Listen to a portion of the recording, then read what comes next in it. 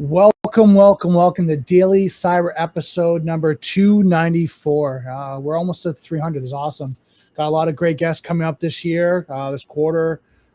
So many great guests that are coming in and talking about different technologies and solutions and AI and cybersecurity and governance and compliance. So make sure you share this out with your family, your friends, your colleagues, your partners, whatever that may be, because we have a lot of great experts coming on and talking about, a lot of great strategies, solutions, challenges that they're going through, but also, providing insights and tips and golden nuggets of what they would do in your situation and what they're going through from themselves with their organization and with their customers and clients and they're working with. So Daily Cyber, I think, has really grown over the past couple of years to really develop, some great experts and guests that come on here and just share their expertise. So I'm really excited, which brings me today.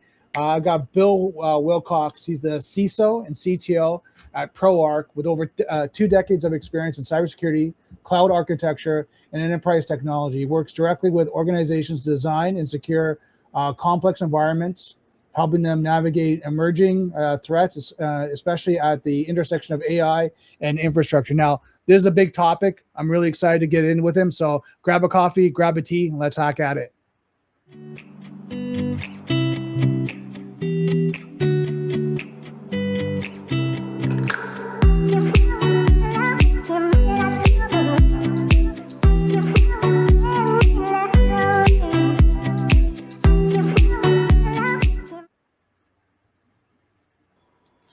Welcome, Ben. How are you?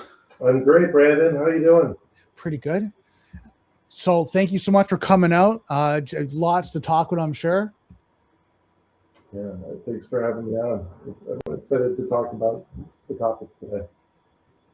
Awesome. Now, one of the questions I really kind of want to jump in, because I know you have a lot of background, you have decades of experience. How are you seeing the industry change from year to year, from when you kind of first started to where you are now? Well, in the early days, what do we have? We had antivirus. We had maybe a Barracuda spam filter, right. A firewall, perhaps. Early when I first started there, it was early days of firewall. A lot of public internet accessible computers at that point. So I think we've come a long ways. When I first started really kind of getting into the cyber side of this, because I grew up in the business, the technology side, system integration, and then I really started getting into the security aspects probably around 2010.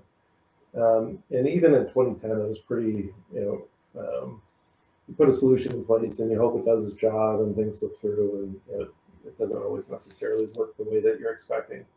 And then we started building more proactive security programs, right? Ones that, hey, we wouldn't come in and just go do a vulnerability scan once a year anymore, right? We would do it continuously and start building kind of a repetition, right? So, one of the things I kept hearing from customers, and I kept observing myself, we come in, we do a vulnerability assessment, a pen test, and then, we give a laundry list, right? 500 items here, you got to go fix it before next year.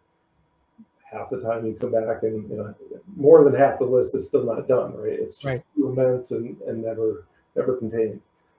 So, I think with that repetition of getting things prioritized and stuff over the years, we've gotten better at helping be proactive with security rather than reactive. I think we're continuing to do that.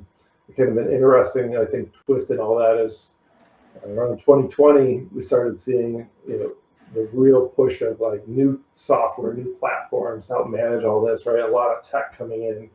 And what I started observing is that people started losing the fundamentals in their security programs. A lot of them, especially if they, they're focusing on, hey, tech can go solve this, or maybe the more mature ones at compliance obligations were still there, but a lot of the businesses that were looking to do, hey, keep me secure, right? They're relying on the tech side to handle it.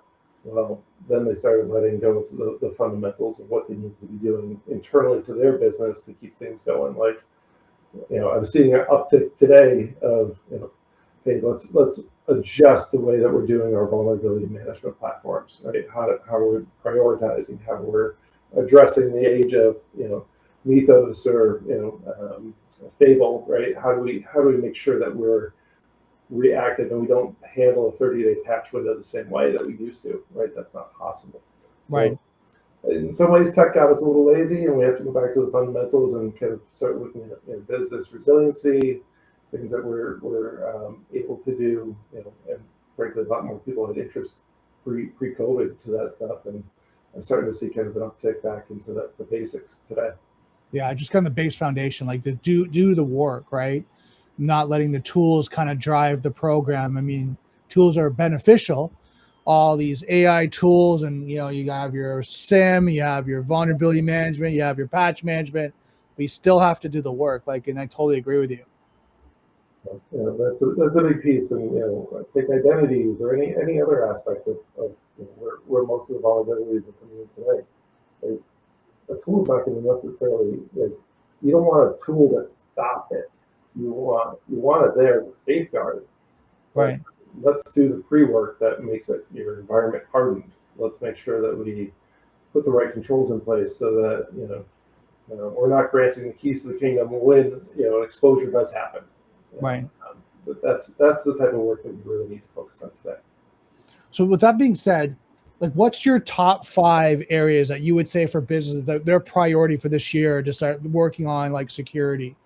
Oh, well, there's a bunch of them in there, but I think probably number one still, and this has been, I've been preaching this for the last couple of years here, is identity. Whether it's your if you're in the agentic era, right, focusing on your AI, making sure it has identity, right, and your Right. and as well as looking at your users. The things that have helped me sleep better at night, right? Passkeys, organizational wide. Okay. You don't have to worry about your passwords being compromised. You don't have to worry about those pesky 2-factor authentication phishing attempts, right? Where you're the man in the middle anymore, and Right. those breaches, which are so common these days. The identity is where I would start, right? Start getting those fundamental controls. Start getting your users moved to passkeys. Start graduating from just MFA, right? MFA is required on everything, and frankly, we're still seeing gaps when we come in and work with customers in that space. But roll out things like Windows Hello, right? That gets you 50% of the way there. Right. To not using passwords anymore. Windows Hello is really a passkey type of system. So those types of things can be really good. Frankly, I also believe very much that we still see a lot of business email compromises and those types of attacks, right? Right. Those are still primarily identity driven as well, and so that being a big piece to stop it in the future, I think this is certainly key in there. Now, got a question for you. So you're talking about identity access management. Are you now looking at identity as the individual person employee, but now you're also looking at identity as the application and software? Oh, yeah. Yeah, because you have these enterprise apps, right, that have access to all sorts of roles that are if you were to go into, I'm going to just choose Entra because I live in the Microsoft realm, but if you go into Entra and you go look at your enterprise apps, you will see that they have tons of permissions into things, right? If the users, email systems, teams, you name it, across the board, they have access. And historically, the default context was, hey, let's let users, grant themselves permission to, have access to these things. Mm-hmm. And then threat actors started realizing, hey, this is a big giant backdoor, right, for us to be able to access environments. All we need to do is get an app key or compromise this app, and next thing you know, we're able to get in. That happened to Microsoft a number of years ago. Right. I think it was when Blizzard came in and had access to some email accounts, and then they compromised more accounts, and they came in through these secrets. Well, if we kind of extrapolate on that, right? Every app, if you take a mid-sized organization, a couple hundred employees, you'll probably have 1,000 different app registrations sitting in there. And all of those things, right, they're tied to vendors, they're tied to, maybe partners that you have. It could be apps that you've written yourself, and the owners have long since moved on, right? And you have this legacy stuff sitting out there. Those are all risks, and so those need to be looked at as well. And managing your app identities is certainly a big piece of that. Right. And I think the challenge that you talked about, and we'll probably go into a little bit deeper, is that tools like AI can incorporate into your desktop, your email, like you name it, right across the board. And as we're talking about, like, it's not just it has access to do, read, write. There's actually things you can set up. So it's taking action. It's responding to email, all that. So that's that next level. Like some of the tools, like, I mean, you got your iPhone, right? Or your Android, and it says, oh, it wants access to your camera, your, this, that, and your contacts, and does that. I get that, and they're potentially pulling information. But now with the AI, it can actually do more action. And depending on what you're doing, it can actually take an action. Versus this might be pulling data. And I mean, we'll go to privacy and all that, in a different conversation, or maybe today. But with AI, I think the concern is that you might set up a script, you might set up a skill, you might set up an agent. It's doing some activity. Well, the threat actor knows how to manipulate that. I mean, it's full open door, right? If it's taking action, they respond to email. Well, guess what? They compromise that some way. Now they have all your contacts. Now they have all your emails. Now they can respond to it. And if for me, and look at instant response, I'm looking for malicious activity. Well, it's not malicious because your agent's doing it. They just compromised it, right? Now you're like, hold on, there's no indicators of compromise because the agent's actually responding to emails, but we saw the malicious email. We don't know what's happening, but of course you can do more investigation. But right at that incident, you're looking at, it's the AI. The AI is supposed to be doing what it's doing, right? But just kind of extrapolating of what's possible, right? Yeah, and I mean, when you take that, what you just described, right, there's so many inputs and outputs that are possible there, and decisions being made by these agents, right? And where's this agent running from, right? Is it running from the cloud, or is it running from your desktop, like you said, right? Yeah. And guess what? We have tool lack of visibility today in the security realm, right? There's not great tools that look at agent activity on your endpoints. Not yet. I mean, it's coming. Guarantee it's coming there, but there's a visibility gap. Sure, your EDR tool can see things, but and see the actions, but is it seeing what's happening within the agent and the context around that to understand, are there other threats in there? Is it being manipulated? No, it's not, right? Well, as you and I know, some of the threat actor tools they use are valid tools that companies use. TeamViewer. I know that. I've been instance. The TeamViewer is a remote tool, remote desktop, RDP. Like all these are real tools. It's in the context of how they're being used, right? So same with the agent. The agent's a real, integration with your solution. It's doing what it's supposed to, and if someone manipulates it, now it's the question of when it was manipulated, how it was manipulated, and like you're saying, the actual forensics now. It's not there yet where I can't call Anthropic and go, hey, can you give me the logs for this? And they're like, yeah, no, we're not get a court order. Like you're not giving any logs, right? Good luck raising any support there. Right? Exactly, right? They're not going to help you. I can't even get visibility into a bill. So they're certainly not going to help on that front. But yeah, that's a huge concern, right? Is that visibility gap. And I'm very hopeful that the security vendors are going to close that up this year. Right. Better telemetry, better visibility, but until that point happens, we're kind of in this netherland, and hoping that our agents are doing it, or we're putting enough controls and enough education of their end users that they're making good decisions around what they're doing with the agents. Right. So identity access management expanding. That's number one. So 3 more, or actually 4 more areas that you're thinking about. Okay, we need to harden, we need to secure this year. Oh, absolutely. The next one is data protection. Okay. I'm a big proponent. And when we talk about data protection, I'm going to go with data security in regards to things like Purview, right? Where we're able to classify, label, and encrypt sensitive information. I've just seen too many instances over the last couple of years, especially in that era of copilots and AI where the visibility is there for the AI to get to it. And before we were obviously hiding through obscurity and not knowing where things were. But AI has this wonderful thing called graph that it can access, right? And graph surfaces all this intel and knowledge that's around. And frankly, it's perfect, right, to help ground your responses and get the pieces in there. But sometimes it surfaces the wrong thing, right? I had an example the other day where I had some notes that I was putting into a PowerPoint.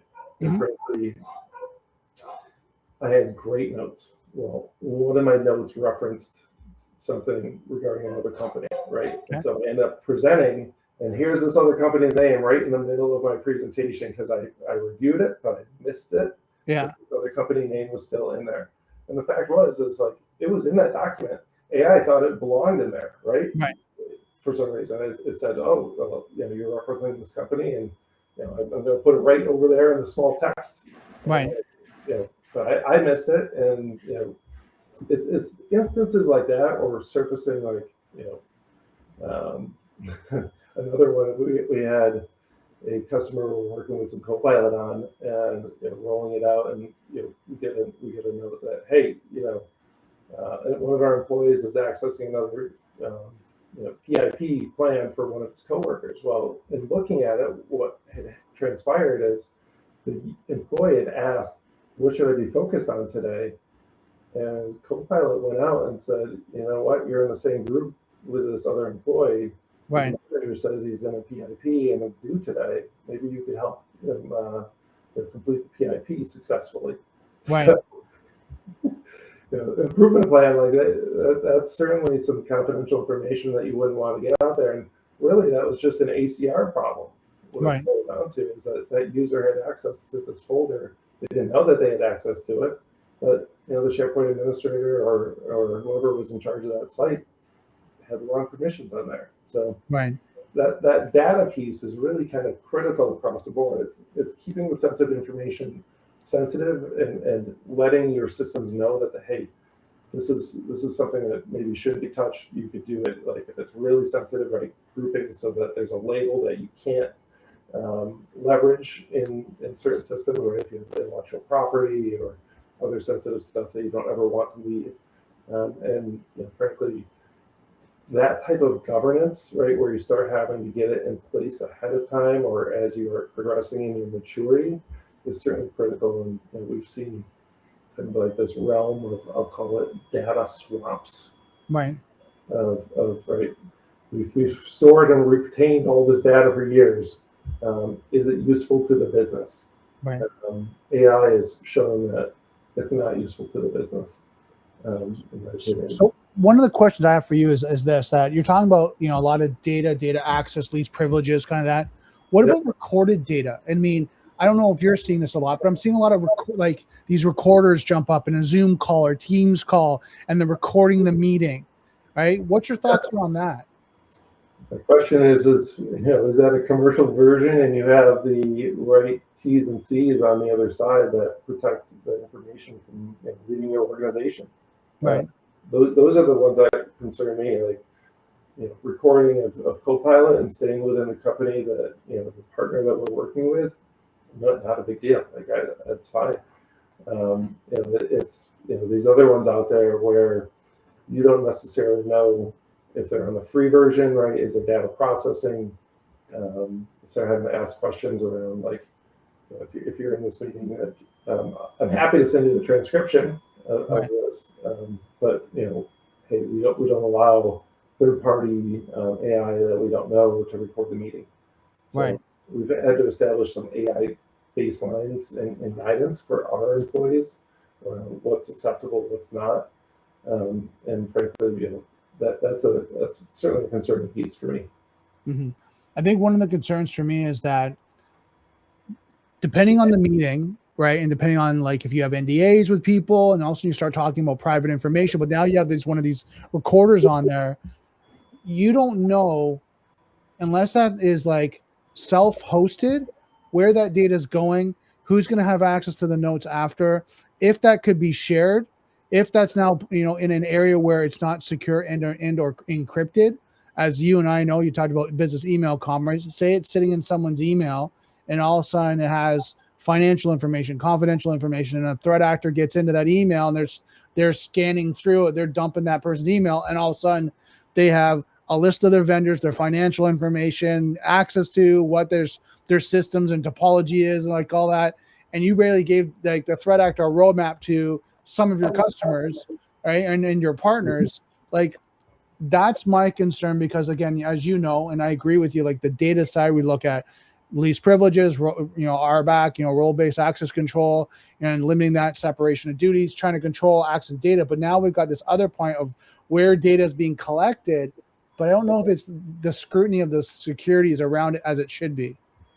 Oh, I concur. It's probably not. And, one of the things I always think about too is, right, emails, one thing, at least it's internal, but now that stuff's tied into these CRMs, right? All these CRMs, and they love to take these notes and it goes out to your customer profile and ends up in there. I've gotten 5 breach notifications in the last week regarding a CRM that's been compromised by threat actors. And it's from 5 different vendors, and my information's out there in there. So that's the type of stuff you got to worry about, right? Because now everyone wants to talk about your business, right? How's your business? What's top of mind for you, right? The typical sales 101, right? Understanding how your business is doing, how they can find value. But yeah, those recorders are leaving it out there, and if you're just having vendor conversations, those recorders, I think it's good to understand where's it go, who's responsible, is there breach notifications involved, right? At least I'm getting these notifications. I don't know how many I haven't gotten, right? But, how's the data stored after when it makes the notes? Right? Is it in plain text? Is it encrypted? Is it easy to be accessed? Is it in the cloud? Like all that stuff.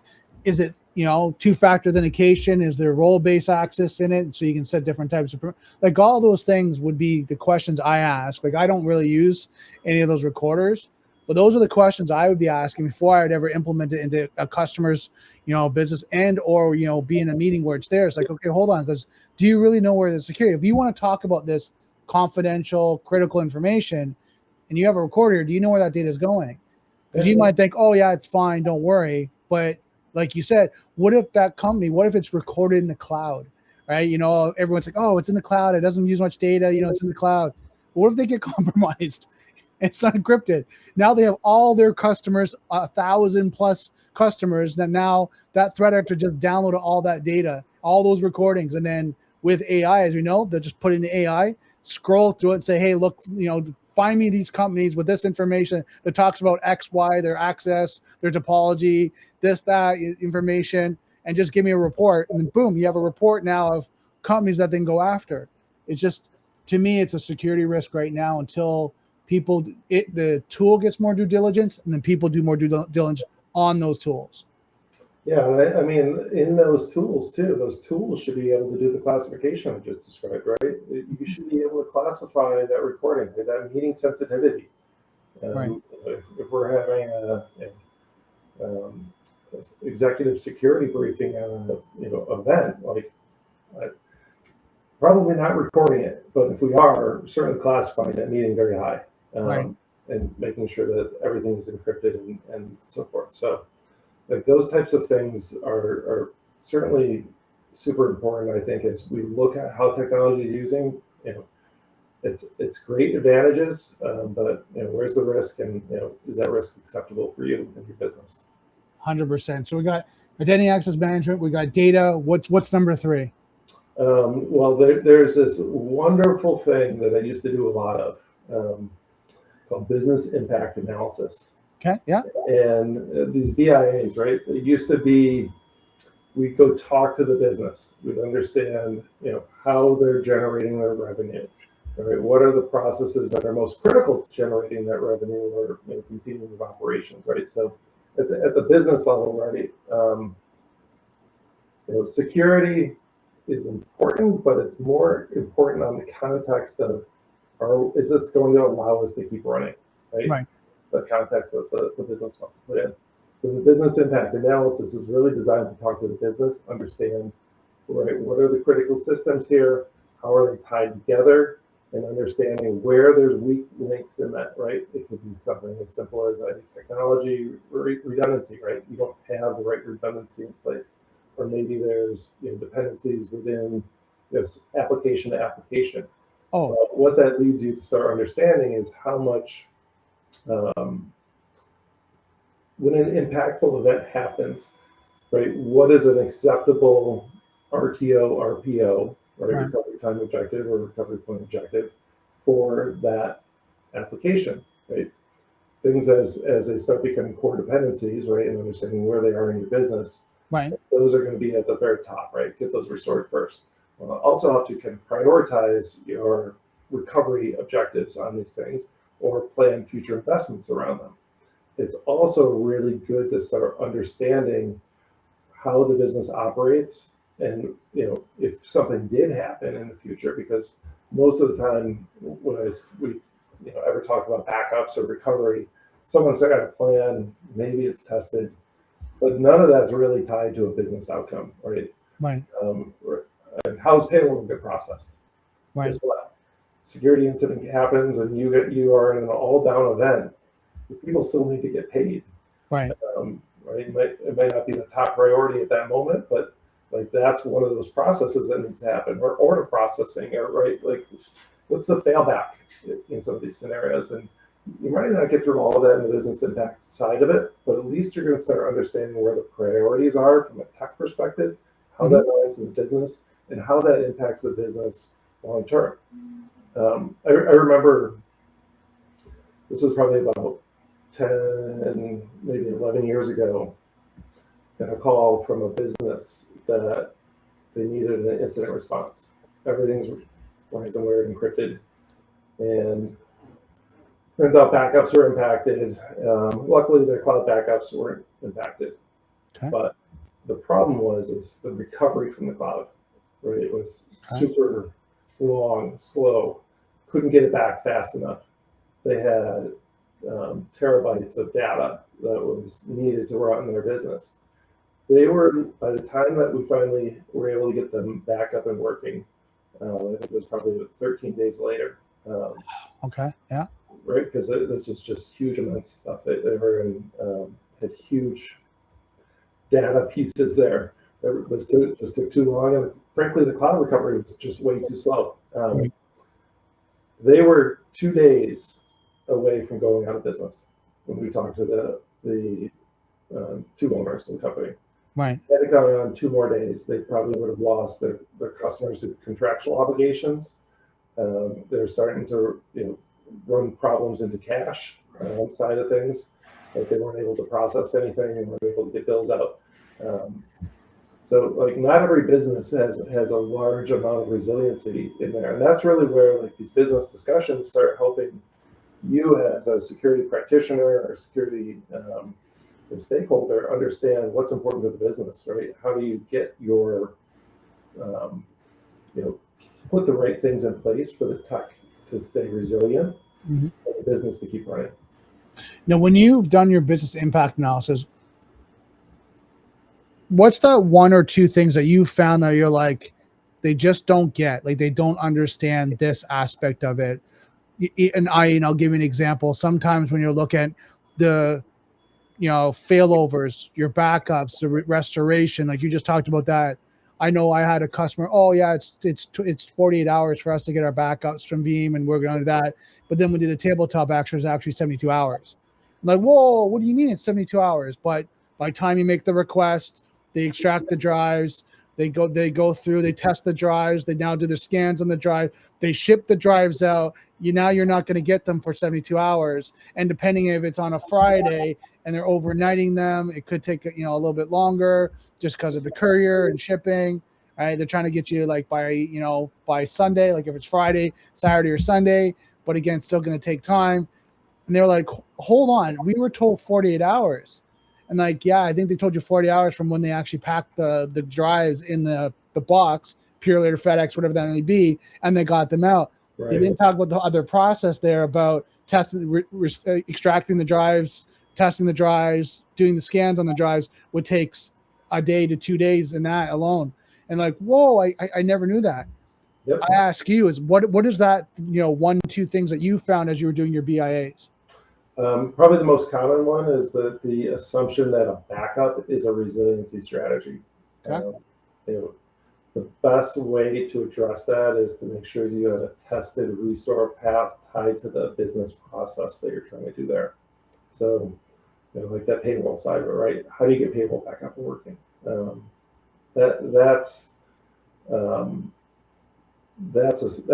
a resiliency strategy of how to handle that, pushing it forward, at least from that recovery side.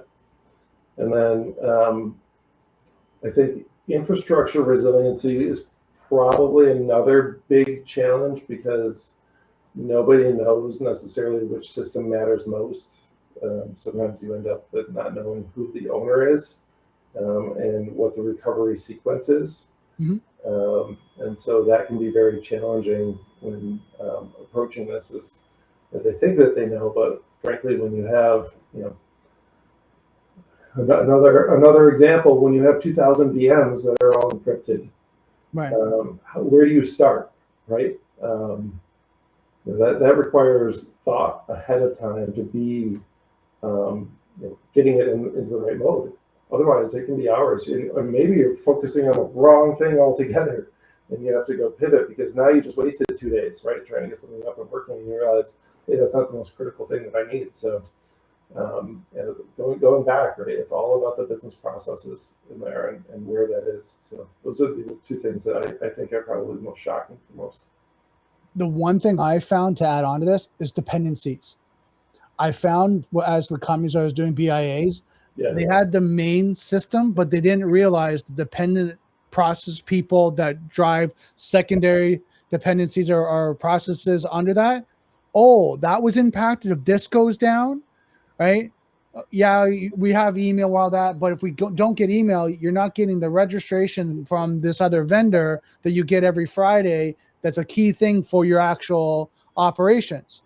Oh, hold on. What do you mean we can't do that's down? Like, now, how do you do that? Like, is it a phone call? Is it a fax? Like, what else is that process you'd go through? And they're like, what do you mean? But our email's not down. I'm like, no, you're down. Fully ransomware, fully encrypted. Your email is completely offline. What do you do? And they're just kind of I wouldn't know. Like, accounts payable, accounts receivable. Okay, you have to do payroll, that, yeah. But you also are paying your vendors, right? And you have a certain point where you're not paying your vendors where they start shutting down your services. Oh, hold on. What do you mean? And then this, and then trying to draw that out for them that it's not just these main emails, servers, internet, right? Your manufacturing. There's processes underneath where it can be impacted. That was one of mine takeaways from doing a BIA with people. It's like having to ask, but then what? Yeah. What else is attached to it? But what else runs that process? And they're like, well, I think that's it. Okay, can we bring someone else in? Okay, hey, how do you work with it? Oh, I actually do that. And it's very critical. And they're like, you do that with that? You're like, yeah. And then you start making notes like how it's all intertwined, right? One of my common ones, I used to see this a lot more. I think I see it less probably because of the fact that there are more cloud native organizations today than there used to be, but it's still there. Is, hey, I have a DR site, right? I have a DR environment. Well, okay, so let's talk about how you're down today. How are your users going to access that DR environment? Right. Well, they're going to VPN in. Well, your VPN over there is only limited to whatever it is, right? 50 users or whatever it is, right? You can't go through 500 people on there. Right. So what's your plan there? Or, well, we're going to send everyone home, and then they'll use remote desktop or whatever else to get into that environment, VDI. Well, okay, if it's not in the cloud, how are you going to scale that? Because your hypervisors are limited over there. So right. Those types of things, right, as you're describing, right, you haven't thought through the full process of what happens, right? You got an investment. We used to see the NetApp used to always sell everyone two SANs, right? Right. I used to see this. Oh, well, I got a SAN copy over here. That's my DR strategy. Well, your hypervisors are over here. What are you going to do? Right. So, it's great that you got a copy of your data. You can pick it up and move all your stuff over there and buy some new servers. What's your plan? So you got to really think it through and understand. 100%. where that I goes. think one of the takeaways, anyone listening to this, I mean, Ben, you're bringing a lot of great information. Do a stress test. So I'm gonna draw this out for people. There's tabletop exercise where you kind of talk through it and you have you have your lunch and you're drinking donuts and you're kind of versus a tabletop exercise with a stress test. I recommend people when they're going through the BIA, the business continuity, disaster recovery, their incident response, they do a stress test tabletop exercise with limited time. Things are going down and really going through it because that's what's really going to happen in the real world. Not, oh yeah, I talked to this policy. It looks okay. I think it's good. We're gonna good. And then when the fire happens, you're like, what do you mean the backups didn't work? What do you mean the servers aren't coming up? You got to go through that stress test because if you don't, and I think that's when you do you do your due diligence when you go through the stress test because you really learn. That's like for that example, that backup. I learned that because I had the vendor on there for the backups and we were doing the stress test. Okay, good. You have a ransomware event. This is happening. Go. What do you do? Okay, you call this vendor. You got that. I'm notifying that. We're getting a CERT team. Great. The backups. We're going to test the backups. Great. How long is the backups going to take? Oh, it's 72 hours. And they're like, what? What do you mean? Hold on. What do you mean 72 hours? Time out. Okay, we've got 72 hours. And I'm like, no. They're supposed to be here 48. And now discussion. I'm like, good. Now we have a discussion point because if you were in an incident right now, that wouldn't be good if you're down for 72 hours. Expecting to be up in 48, right? So if the business is expecting it, and sometimes look, those conversations are the most valuable, right? The things that people say, right? Well, IT says that 24 hours is an acceptable recovery time, right? What if finance says it's 4, right? Because it's their application and something that's super critical to them. Well, now you got to go have a tiebreaker, right? That's where the CFO or whoever it is that is the decision maker in there. You start talking about it. All right, if you want 4, right? Today we have 24. If you want 4, it's going to cost you X, Y, Z. And is that worth it for you to be able to have that? Oh, well, probably not. Right. Those conversations are good ones to have because then you're not the one that's holding the bad news, right? You're setting it at the very top.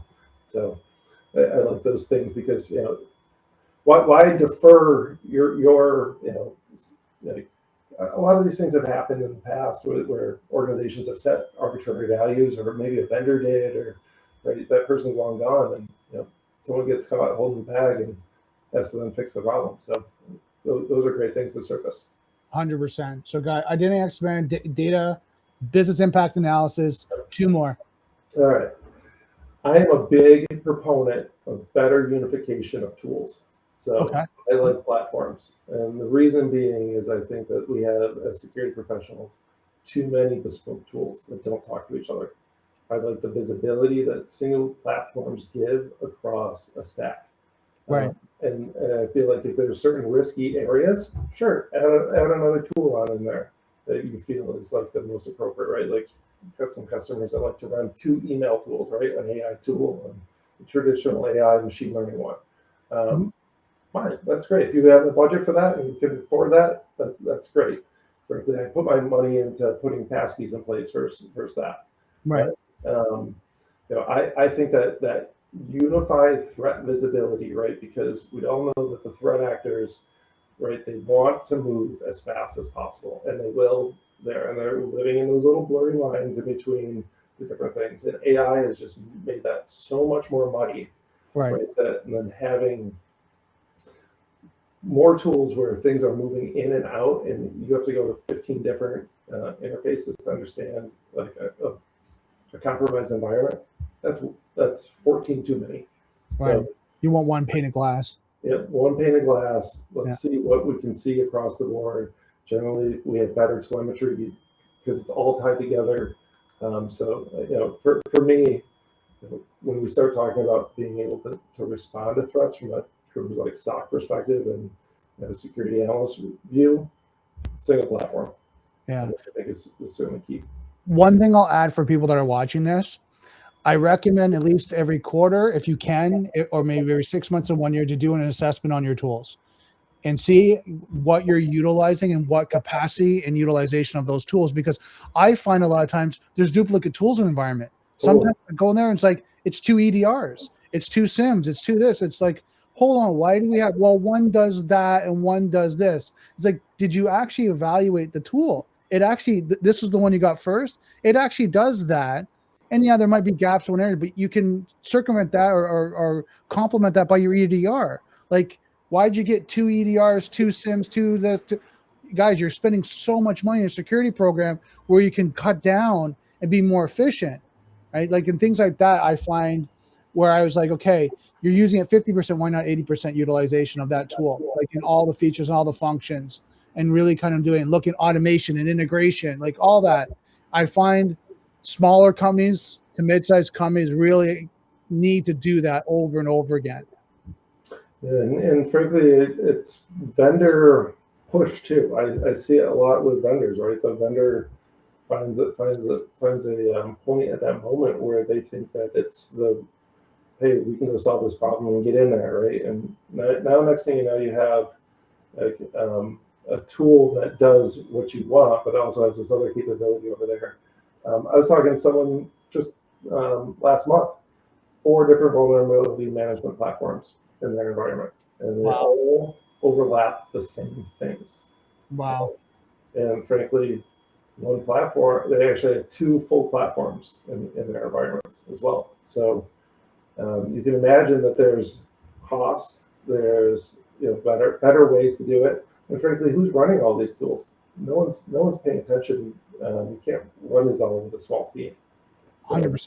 Yeah. You really do need to, I think, if you aren't in a full platform that can look really across all the layers, that has to be one of the evaluation things this year. And then last one, what would be your last area that people should focus on this year?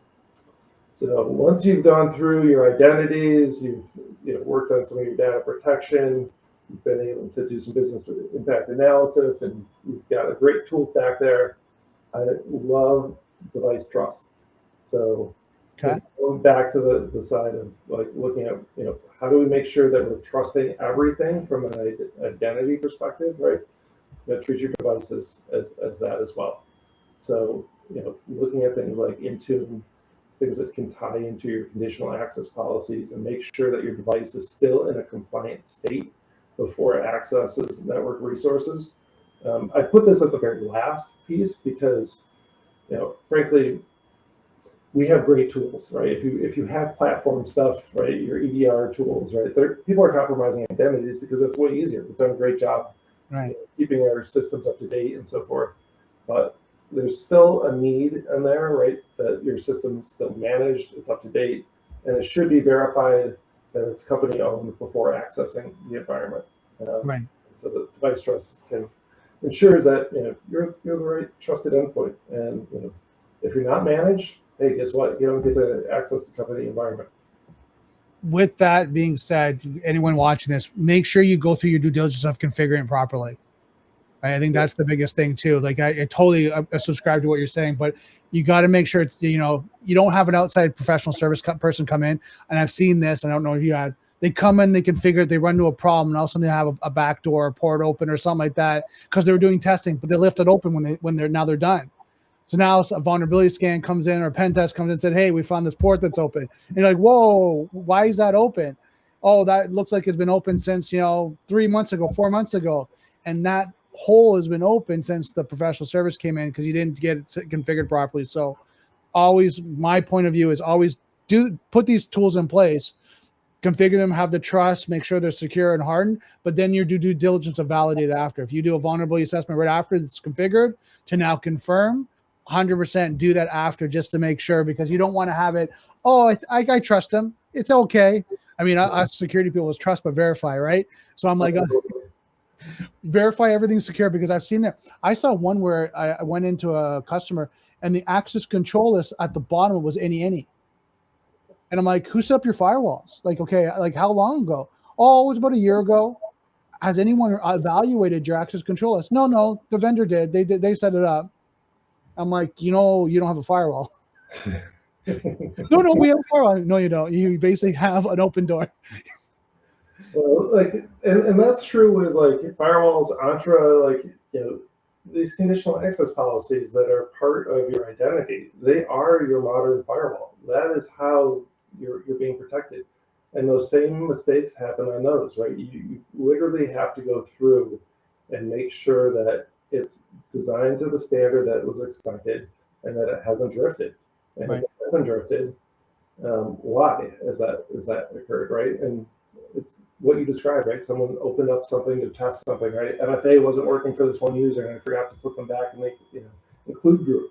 Right. Well, there's better ways to do that. Number one, Yeah. but number two, right? Those drifts need to be surfaced in a manner because those are risks that might be lurking in the background, and hopefully your pen tester finds them or whoever else you're working with, but hopefully it's not the threat actor out there that's probing. 100%. Where that is, right? And so it's a lot to put on a pen test to hope to surface that. So look at all these little conditional areas, right, where there's rules and seeing if it matches what it should be. Yeah. 100%. Now I know we got 10 minutes left, about 10 minutes left in the stream.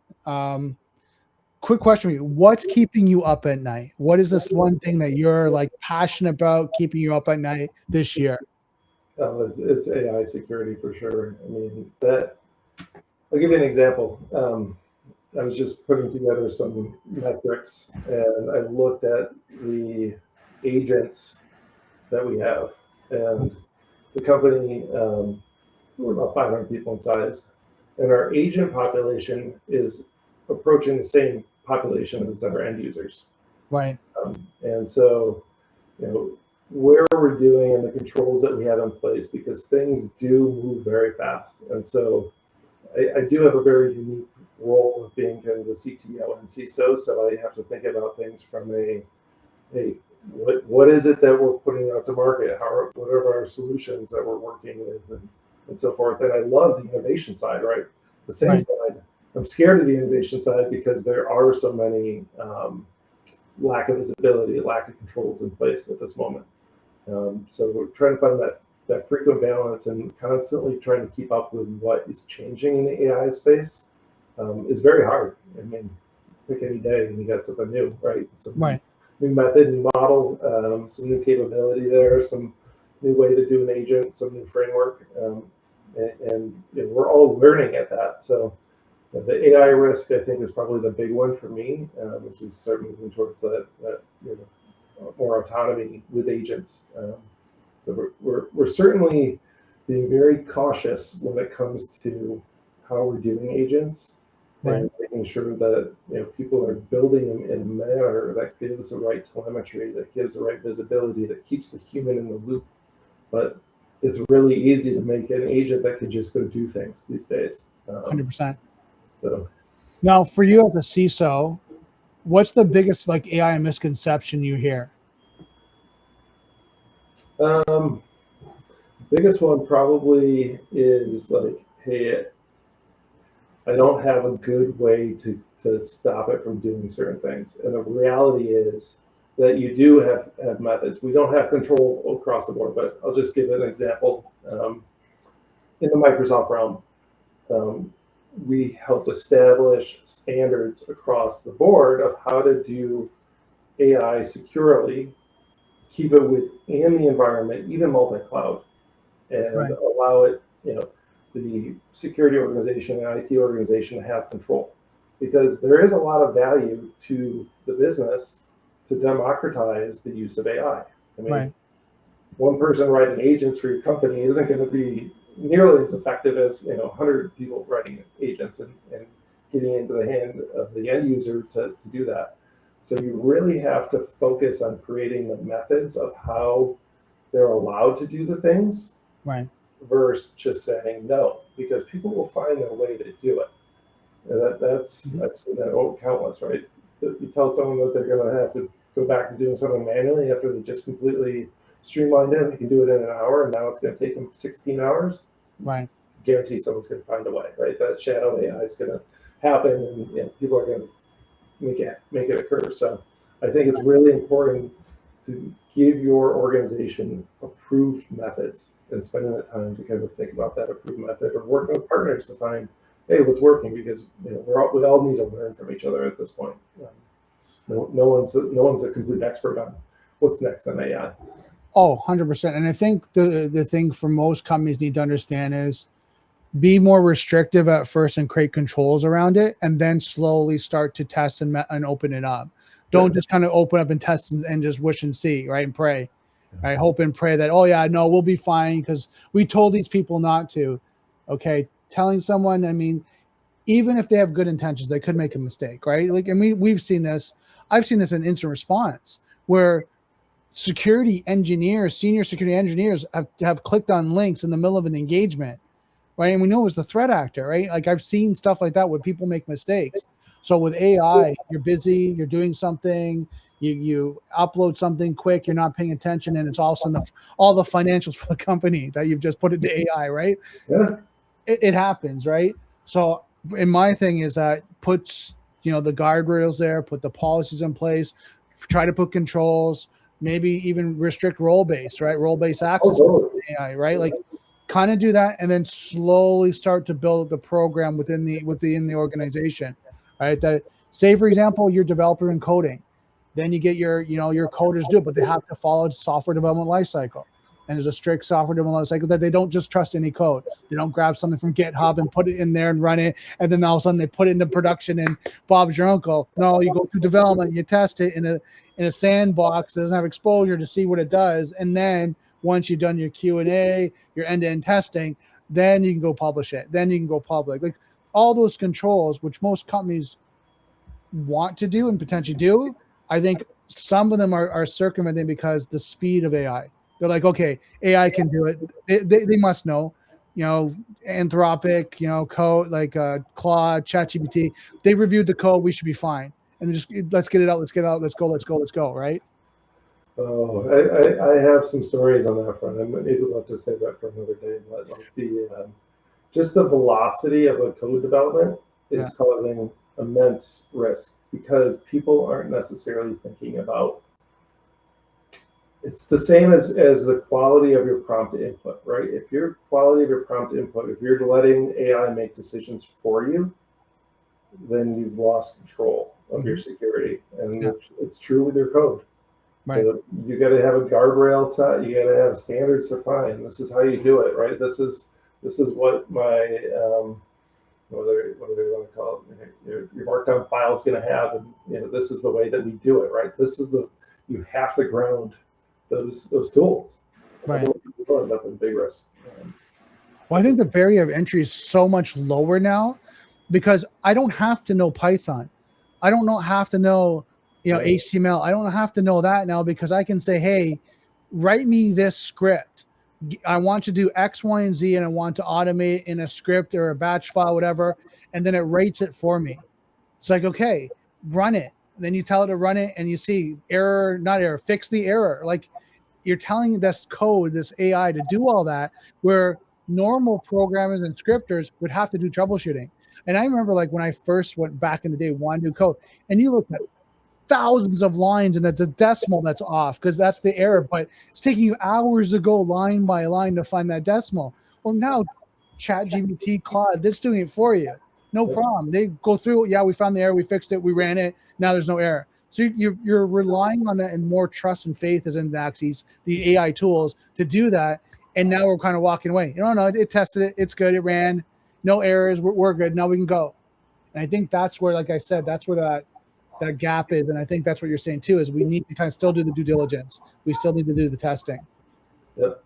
We've done all, because reality is like going back to just being a human coder isn't possible. And I don't think we're going to be heading that way, right? People have seen the efficiencies, it's great, but we just have to get better with the tools that we have access to and start leveraging some of these other platforms out there that can really make better decisions around what's a vulnerability.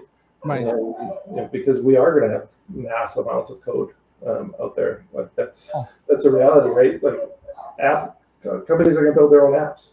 Whether they're production grade or not, that's a different question. But like the one that we just built a platform, and it's very AI centric. Did a lot of AI based code in it.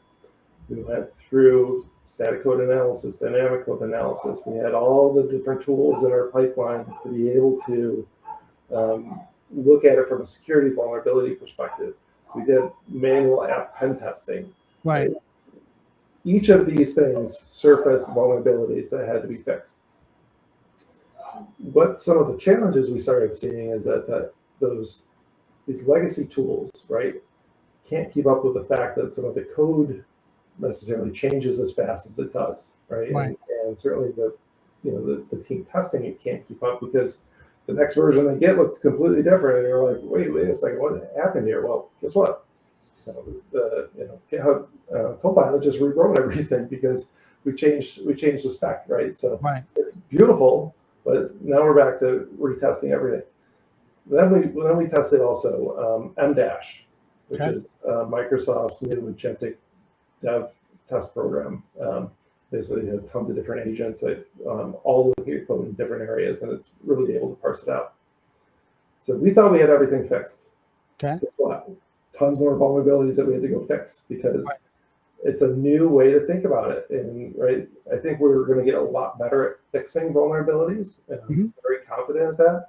The fact is that we have to update our processes and our skills to be able to do that as we start moving down this direction. And frankly, we're not quite there yet, but I think we'll see a lot this year in that space. Oh, 100%. Now, I know we got a couple minutes left. Any closing thoughts? And from an AI perspective, I think we covered a lot in there, but I always like to think of things from like a tactical model, right? If you haven't done it, think about it from who can use AI, what AI or what data can AI reach out there, right? Think of it from a data flow perspective. That's always kind of critical. Which plugins, connectors, agents, or automations are you going to approve in your organization? Right. We had a salesperson join about 6 months ago. It's the first time any salesperson ever asked me for an API key to our CRM. Okay. I said, what are you trying to do? Oh, I'm building an agent. Right. I love it. That's great. But no, you can't have that. But like, we'll build something for you if that's where you were going. Right. And then thinking about like, how are you going to get that visibility into those pieces, right? Those prompts, the output, risky behaviors, right? Do you have the tools that can do that? Or are you in a platform that doesn't give you that visibility and you're just relying upon your end users to make good decisions? Right. So that from a security lens is probably one of the really critical pieces, right? The other stuff's all pre-work and defining where those risks are going to be allowed. But if you can't see that output, right, there's always the things that you don't know. Oh, and, 100%. right? Those things are surfaced. And then always the last one, if you start building agents in your company, when that person leaves that built that agent, who owns it going forward? Because previously that agent was owned by someone and managed by someone. Now you have this identity out there. Right. And I've already seen hundreds of agents that have, are being used, but they don't have an owner. So that means that there's also no understanding of how things drift and responses meeting the same business criteria that you're expecting. Is it still doing the same security grounding that you're expecting? So, well, doesn't that fall under the same kind of principle? And I think you've seen this too, is if you develop a product or service on a company laptop, it's the company's, product and or service. So if you develop a process or an application or something like that, it's actually a company. I feel if it's the AI, if it's, if they have a corporate version of Claude and you're doing Claude and you're doing the agents and the coding and the skill set and all that, I have a feeling it's theirs. It's the company's. The company needs to own it going forward. So who's taking responsibility as you exit the door? Right. What's happened in the past is it's an HR role that falls into IT that tells them what to do, but then IT forgets that they have agents sitting out there. 100%. And I think that's going to be, like you said, another line item into what, when you're going through their account and restoring their data and all that and transferring it over. By the way, check their AI account and go through, and you're going to have to look at how to extract the MD files for the skills and this and that, like all that stuff, right? So it isn't valuable even, right? Like it could be just using tokens and it's posting something to to their email. Who knows? Yep. Those are all things that need to be looked at. 100%. Now, best way to get a hold of you, Ben, is that your LinkedIn? Yeah, LinkedIn. Username is Ben-Wilcox. Yeah, so just on the screen, so if you guys are watching it, it's linkedin.com/in/Ben-Wilcox. And then ProArch, the website's proarch.com. Ben, thank you so much for being here. This was great. Yeah, it was a great conversation, Brandon. Thanks for having me on.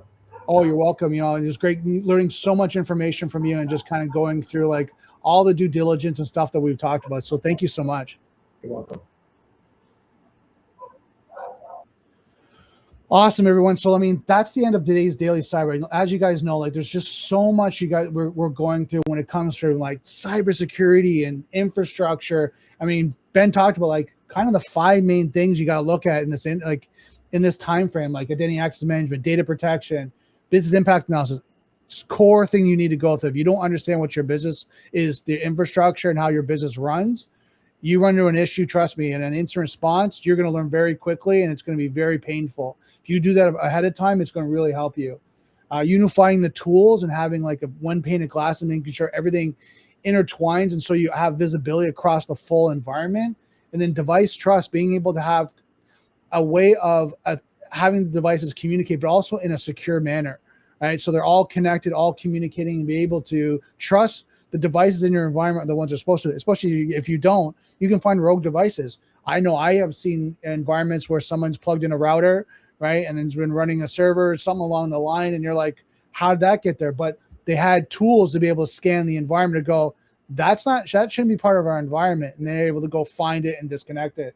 So a lot of great conversations that we got today just to learn about just overall security. So go back, watch this again. I mean, Ben gave a lot of great information. So don't forget, software is hackable, being connected is vulnerable. I'll see you next Daily Cyber.